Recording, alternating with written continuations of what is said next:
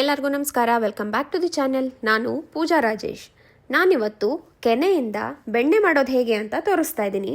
ನಾನಿಲ್ಲಿ 4 ದಿನದಿಂದ ಈ ಥರ ಕೆನೆನ ಸೇವ್ ಮಾಡ್ತಾ ಇದ್ದೆ.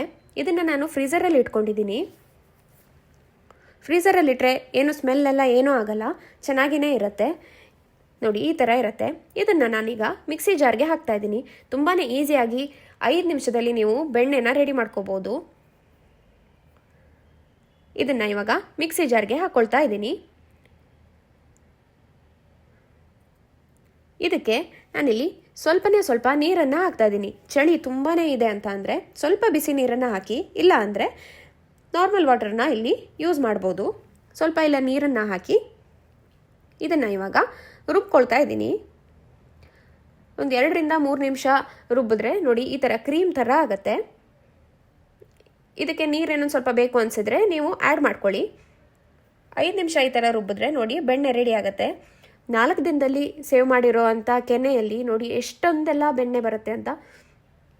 ನೀವು ಒಂದು ಸಾರಿ ಇದನ್ನು ಟ್ರೈ ಮಾಡಿ. ತುಂಬಾ ಟೇಸ್ಟಿಯಾಗಿ ಇರುತ್ತೆ, ಏನೂ ಸ್ಮೆಲ್ ಇರಲ್ಲ, ಚೆನ್ನಾಗೇ ಇರುತ್ತೆ. ಫ್ರೆಶ್ ಆಗಿ ನೀವು ಬೆಣ್ಣೆನ ತಿನ್ಬೋದು.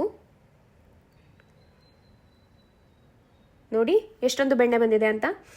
ನಾನಿಲ್ಲಿ ಡೈಲಿ 1 ಲೀಟ್ರ್ ಹಾಲನ್ನು ತೊಗೊಳ್ತಿದ್ದೆ. ಅದರಲ್ಲಿ ಬರೋವಂಥ ಕೆನೆನ ನಾನಿಲ್ಲಿ ಸೇವ್ ಮಾಡಿಕೊಂಡು ಈ ಥರ ಬೆಣ್ಣೆನ ರೆಡಿ ಮಾಡ್ಕೊಂಡಿದ್ದೀನಿ. ಇನ್ನೂ ಯಾರೆಲ್ಲ ನನ್ನ ಚಾನೆಲ್ಗೆ ಸಬ್ಸ್ಕ್ರೈಬ್ ಆಗಿಲ್ವೋ ದಯವಿಟ್ಟು ಸಬ್ಸ್ಕ್ರೈಬ್ ಆಗಿ, ಹಾಗೆ ಪಕ್ಕದಲ್ಲಿರೋ ಬೆಲ್ ಐಕಾನನ್ನು ಪ್ರೆಸ್ ಮಾಡಿ. ಅದರಿಂದ ನಾನು ಯಾವುದೇ ಹೊಸ ವಿಡಿಯೋ ಹಾಕಿದ್ರೂ ನಿಮಗೆ ನೋಟಿಫಿಕೇಷನ್ ಬರುತ್ತೆ. ನೋಡಿ, ರುಚಿಯಾಗಿರೋಂಥ ಬೆಣ್ಣೆ ರೆಡಿ ಆಯಿತು.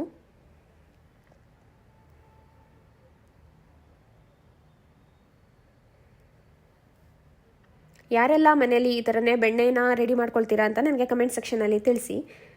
ನಾನು ಇವಾಗ ಸ್ಟಾರ್ಟ್ ಮಾಡಿದ್ದೀನಿ, ತುಂಬಾ ಚೆನ್ನಾಗೇ ಆಗುತ್ತೆ. ಇದನ್ನು ಇವಾಗ ನೀರಲ್ಲಿ ಹಾಕಿ ಇಡ್ತೀನಿ. ಹಾಗೆ ನಾವಿಲ್ಲಿ ರುಬ್ಕೊಂಡಿರೋ ಅಂತ ನೋಡಿ ಇಲ್ಲಿ ಮಜ್ಜಿಗೆ ಬಂದಿದೆ. ನೀವು ಇದನ್ನು ಕುಡಿಬೋದು, ಹುಳಿ ಎಲ್ಲ ಏನೂ ಇರಲ್ಲ. ಇದಕ್ಕೆ ನೀವು ಸ್ವಲ್ಪ ಮಸಾಲೆ ಹಾಕ್ಕೊಂಡು ಇದನ್ನು ನೀವು ಬಟರ್ ಮಿಲ್ಕ್ ಥರ ಕುಡಿಬೋದು. ತುಂಬಾ ಟೇಸ್ಟಿಯಾಗಿ ಇರುತ್ತೆ.